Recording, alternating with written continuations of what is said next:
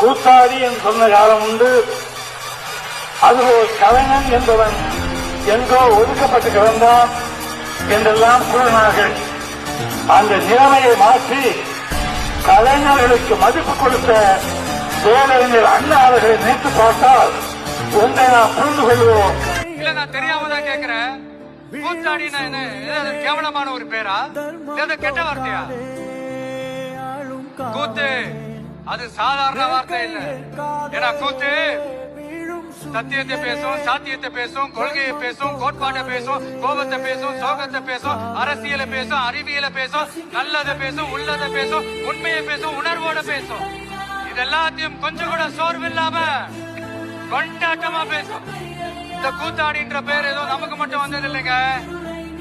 அன்னைக்கு தமிழ்நாட்டுல நம்ம ஊரு வாத்தியார் எம்ஜிஆரையும் அவங்க கட்சி ஆரம்பிச்சப்பவே இதே மாதிரிதான் கூத்தாடி கூத்தாடின்னு தான் கூப்பாடு போட்டாங்க.